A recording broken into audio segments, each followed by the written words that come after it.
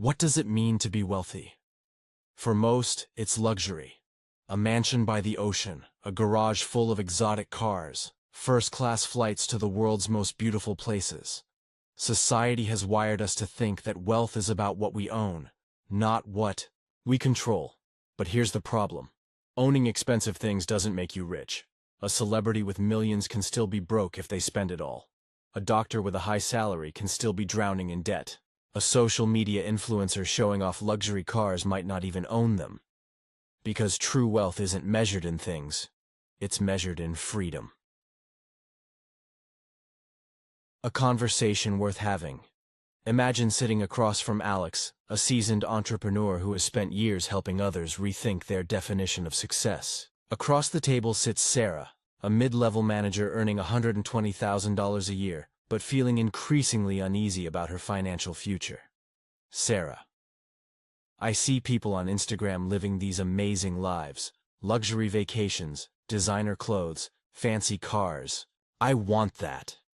But no matter how much I earn, I feel like I'm falling behind. Alex leans back, his expression thoughtful but firm. Let me ask you something. Do you think those people are truly free? Or are they just maintaining an image? Sarah hesitates. I guess I never thought about it that way. They seem happy. Alex nods knowingly. That's the illusion. Looking rich and being rich are two very different things. True wealth isn't about what you show.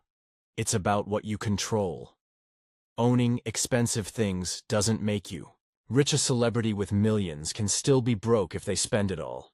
A doctor with a high salary can still be drowning in debt. A social media influencer showing off luxury cars might not even own them. The celebrity who lost it all, take James, for example. Once a chart-topping musician, he lived the life everyone dreamed of. Private jets, mansions, and endless parties. But when his career slowed down, so did his income. Within a few years, his extravagant lifestyle caught up with him, leaving him bankrupt and struggling to pay rent. During a candid interview years later, James reflected, I thought having money meant spending it. I bought everything I ever wanted, but none of it gave me security. When the checks stopped coming, I realized I'd been living a lie. Alex shared this story with Sarah during their conversation. See, Alex explained. James wasn't wealthy. He was just highly visible. His net worth didn't match his lifestyle, and when the music stopped, so did his ability to sustain it. Sarah frowned. So, what's the alternative? How do you avoid ending up like that?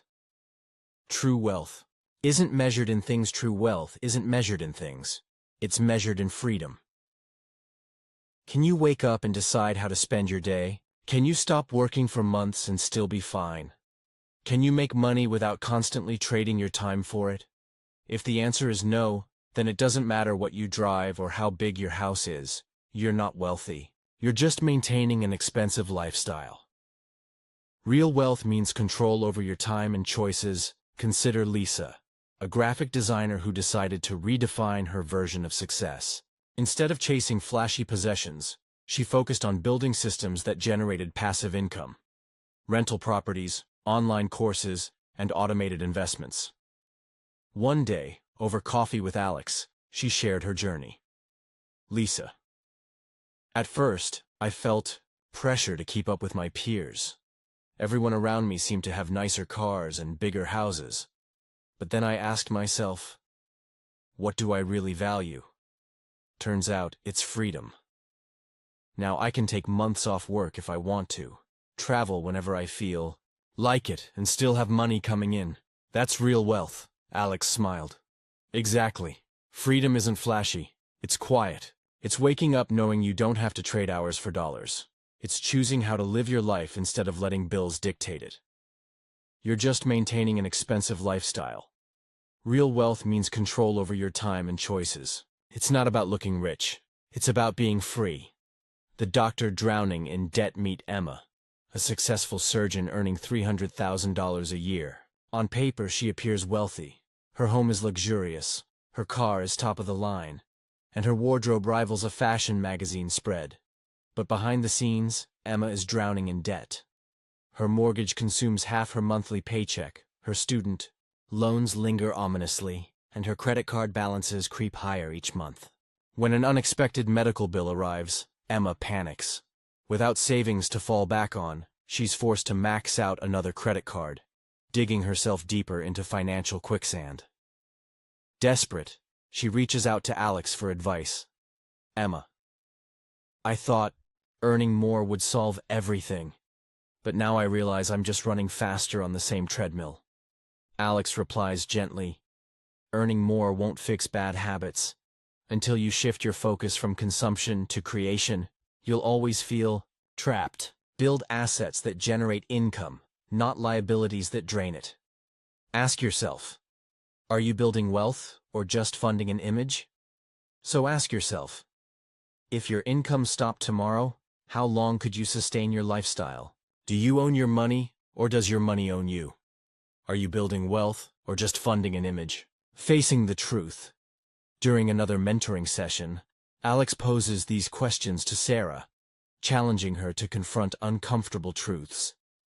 Alex: let's say your car breaks down tomorrow, and the repair costs $1,500. Where would that money come from? Sarah hesitates. I guess I'd put it on my credit card. And what if your credit limit is maxed out? Alex presses. Sarah looks down, visibly uncomfortable. Then I'd be stuck. I'd probably have to borrow from family or take out a loan. That's why preparation matters, Alex says firmly. Building a solid financial foundation gives you control over your destiny. Instead of hoping for rescue, you create your own safety net. So, the question remains, will you step off the treadmill? The truth is, wealth isn't handed to anyone. It's engineered through intentionality, strategy, and relentless pursuit. It's a journey that transforms not just your bank account, but who you are as a person. Will you rise to the challenge? As Alex concluded his conversation with Sarah, he left her with a final thought. Financial freedom isn't a destination. It's a mindset. It starts with awareness. Are you willing to face the truth about where you are? To challenge old habits and embrace new ones? Remember, the decisions you make today determine the life you'll live tomorrow. Sarah nodded resolutely. I think it's time to stop pretending and start planning. Alex smiled. That's the spirit. Step off the treadmill. Build something lasting. Your future self will thank you. Because at the end of the day, looking rich and being rich are two very different things.